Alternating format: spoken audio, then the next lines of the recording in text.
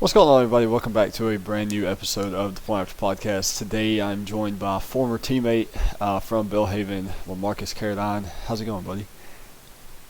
It's going good. How about yourself? I can't complain. Been a while since we've hooked up, talked, conversated. You You ain't ain't never never lied. lied. It's It's been been a a long long time. time. Yeah, you've been kind of busy since then. So it's probably been like a couple of weeks. So in that time frame, you have signed with the Fan Controlled Football League, correct? Yes, that's correct. Yeah, so tell me a little bit about that. I know of it. I know like some of the owners of it, like Richard Sherman, Austin Eckler, Destroying, Marshawn Lynch, I think. So tell me and everybody else a little bit about that league and how it's gonna work. Well, the fan control football league is basically a league that's, controlled by the fans. The fans get to pick, the uniforms. They get to draft every week instead of us being on one team for the whole thing, but they get to draft like fantasy, like a fantasy league. And so they get to draft each week, quarterbacks, receivers, running backs, and it's going to be, in indoors. And so basically, like players, coming in, we're going to camp starting Monday. So we basically coming in. It's going to be a lot of one on ones going on. It's a smaller field than what the traditional football field that we're used to, and so it's basically a league, just set up by fans. It's gonna be very interactive with fans. Fans also get to pick the plays, and we're just gonna run it to the best of our ability. So is it like I'm assuming y'all are all gonna be in one location for the entirety of the league, or Yeah, we'll all be in Atlanta, Georgia.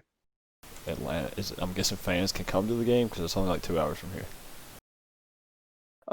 I think they're gonna have it where we're in a bubble, so we ain't gonna be able to have any fans in this first league just because of the COVID, and so fans gonna be watching it on Twitch and hopefully on certain TV channels. Got you. So well, I know one notable player other than yourself, of course, that's signed for the league is Johnny Manziel. Do you think you'll end up on the same team with him at one point? And if you do, what's the first thing you're going up to him and saying? I feel like I'm gonna be on. I feel like during this whole course, I'm gonna be on the team with him at least once or twice. And so the first thing I'm gonna go up to him and tell him is, "Shoot, just give me a chance, and I'm gonna make a play." Yeah. So how many games do y'all play in the season? Or like yeah, just in this season. So it's basically a 6 week season for this first one. So it's four regular season games and two games in the playoffs to get to the championship.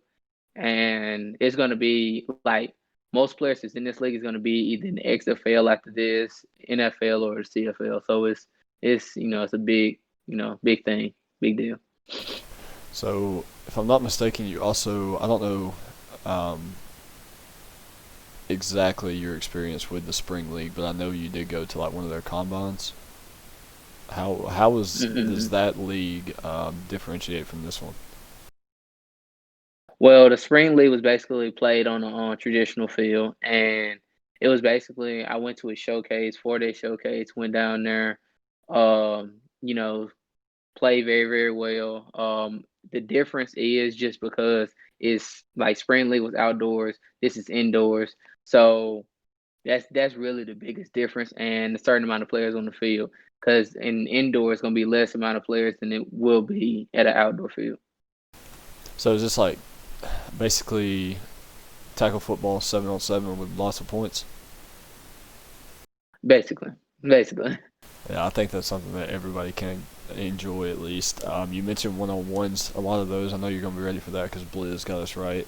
Given that was the only thing we practiced for majority of it. So there's four teams: the Zappers, the Glacier Boys, the Beast, and the Wild Aces. Have you like when you got the call saying we're gonna sign you for the league? Was it like the league commissioner? Was it one of those owners, or how did all that work?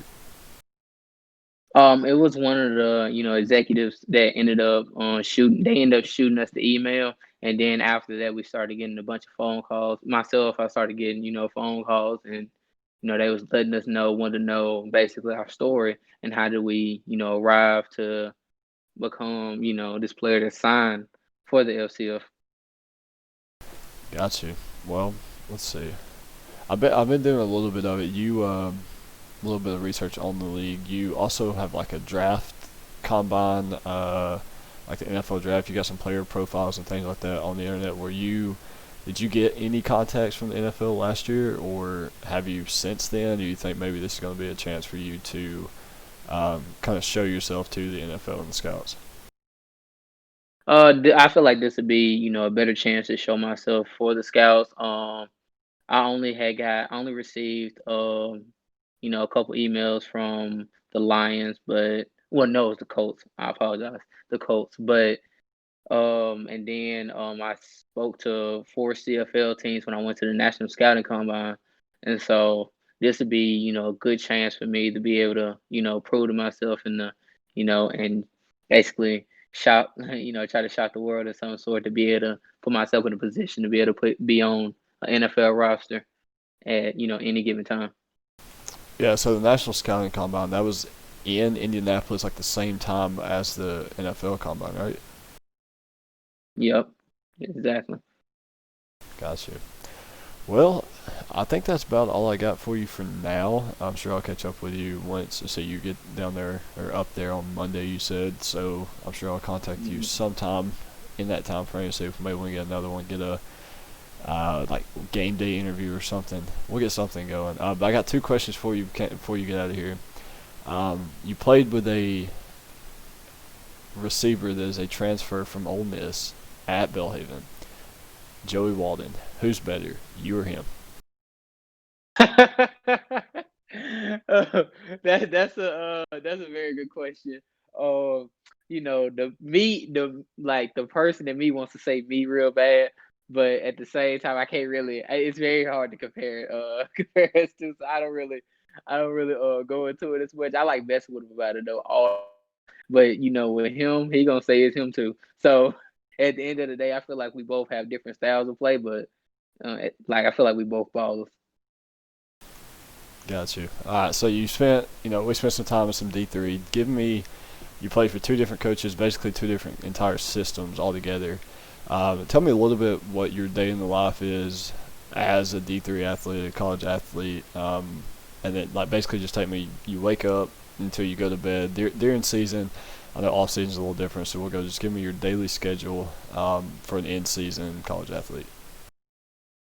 In season, wake up around about 6 or 7, go to class. Well, class starts at 8 on most days, so get up about before 6 or 7, go to class. Got a long schedule ahead of me because with certain sports medicine programs, is they got them just in separate. Like you have a class at like 12 o'clock, then another one at like 2, like, and then it's just. And so basically, when we got finished, as soon as 2 o'clock hit, went down there to the field, got ready to get started for practice. Got our ankles taped. We wasn't practicing unless we got our ankles taped. Went out there, enjoyed practice, and then got finished with practice probably about 5 or 6 o'clock.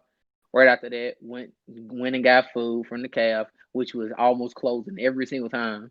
So we was running to the calf, and so as soon as we got to the calf, ate a little bit, and you know me, I talk a lot, so I was in there past whatever time it was finished for the calf, and so as soon as I got finished, went in the room, probably hopped on the game for like an hour, then went to sleep. Like that was the day every day.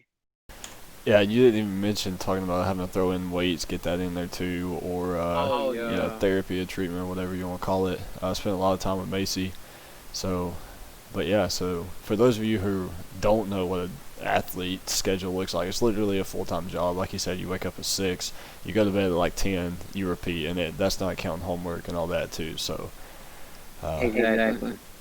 well, buddy, I appreciate you hopping on here to talk with me a little bit about the FCF. I'll be keeping up with it. I'm actually on their website right now, learning how to become a fan to control you. So I'm gonna figure out how to get you on my squad for 1 week.